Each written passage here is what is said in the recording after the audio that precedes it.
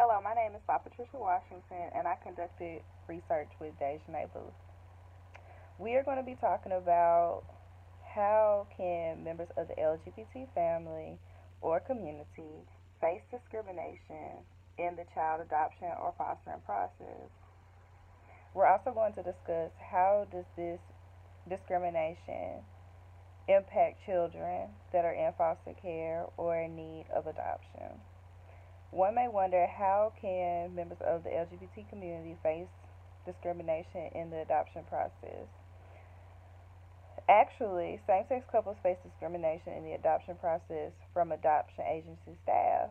This staff could be social workers, the agency as a whole due to religious policies or procedures, caseworkers slash managers, and psychologists.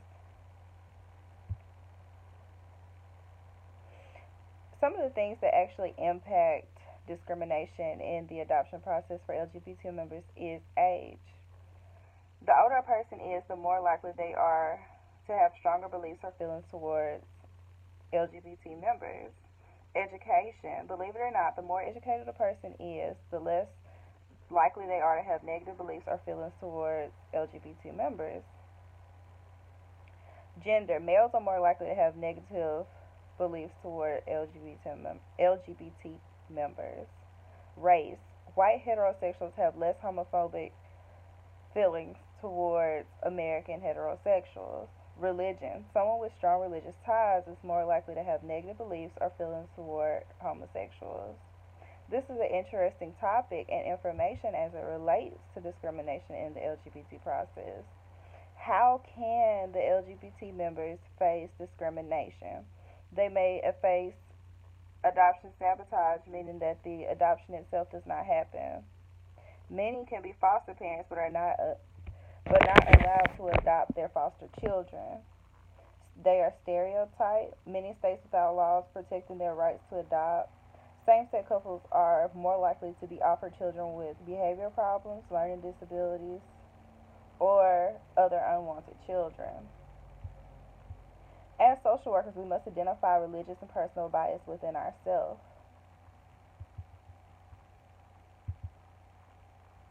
Ways to reduce bias as social workers. We must conduct research such as this important class that we're in. Research the community and the culture. Become aware with the culture. Identify bias within ourselves. The practice setting is not the environment for bias. Seek guidance from a supervisor or experienced colleagues. It has been reported. The latest numbers from the Children's Bureau maltreatment report shows that nearly 10,500 children in the Magnolia State were abused just during 2017. That was actually a 40% increase from the numbers reported just 4 years prior in 2013. This information has been provided by the newscast WLOX, and it can also be found on their website. 1 out of 7 children across the country experience child abuse at some point in their childhood. Why is this so important to know?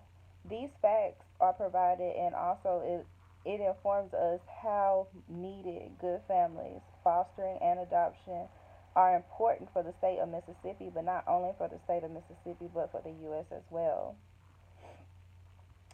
I conducted research, and within my findings, I found that there are at least 3 ways that LGBT members can legally adopt children. One of the two of the couple may be able to be a legal parent while the other one is not. Then there's also a partial means of adoption. What this means is one parent has legal custody or guardianship of the child while another member of the party is only has only like parental rights. So there, even though some states identify that LGBT members are able to adopt, they don't have the same rights as some heterosexual couples may. Another important fact or interesting fact is the fact that whenever someone is becoming licensed to foster children, there is a background check. So when I spoke about sabotage for the adoption process, also sabotage for the fostering process, that means that the LGBT couple or members process may be prolonged, paperwork may be lost, so that may require it to be harder and more stressful for a member of the LGBT community and couples. And the social attitudes towards same sex couples is not always pleasant. Individual and same sex relationships discrimination in almost every aspect of life. Members of the LGBT community have struggled for years trying to gain equal rights so that they can live in the same community that they deserve to.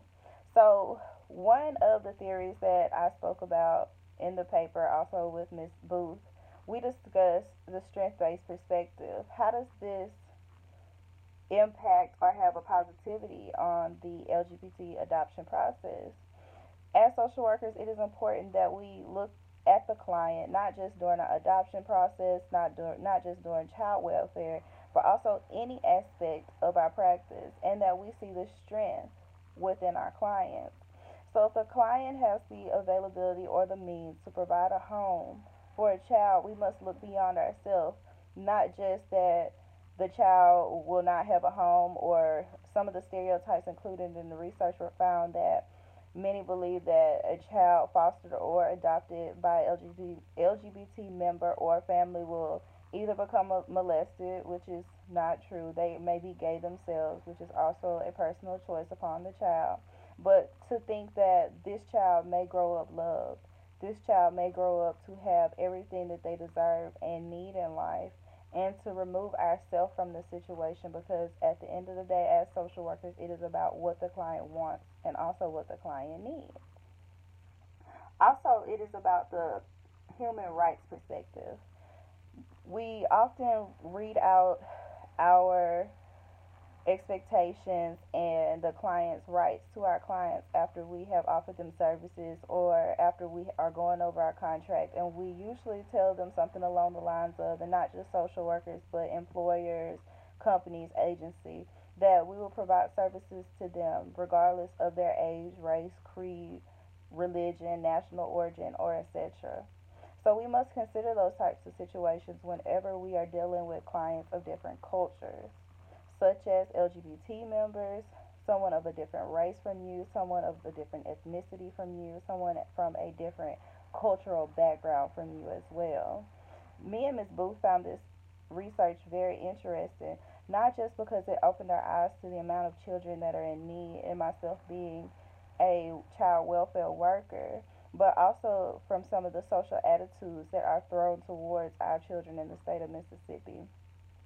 Many people do not realize how much trauma children face in foster homes, how much trauma children face in foster homes and therapeutic foster homes, and also some of the children are not even as fortunate to go into foster homes to actually live in shelters.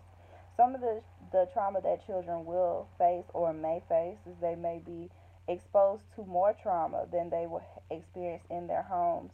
Many children in the foster care system and the child welfare system, they run away. They are at high risk for being victims of human trafficking. They are at high risk for being sexually or physically or mentally abused. They are more likely to be subject to accepting more abuse because they may be used to the abuse within their homes or their regular families. I talk about this because some children, they are exposed to different traumas such as abuse, such as neglect, such as emotional punishment or emotional abuse.